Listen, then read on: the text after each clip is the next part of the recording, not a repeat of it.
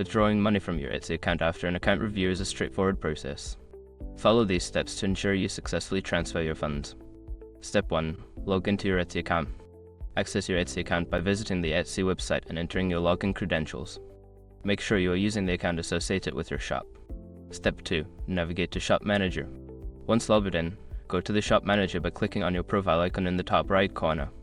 From the drop-down menu, select Shop Manager to access your shop settings. Step 3. Access Finances section. In the Shop Manager, find the Finances tab on the left-hand menu. Click on it to view your financial information, including your available balance and payment options. Step 4. Select Payment Account. Under the Finances section, look for Payment Account or Payment Settings. Here, you can review your payment information and ensure that your bank account or PayPal account is correctly linked for withdrawals. Step 5. Initiate withdrawal. Once your payment account is set up, look for the option to withdraw funds. Click on Withdraw or Transfer Funds and follow the prompts to specify the amount you wish to withdraw and confirm the transaction. After completing these steps, your withdrawal request will be processed. Keep an eye on your bank account or PayPal for the transferred funds.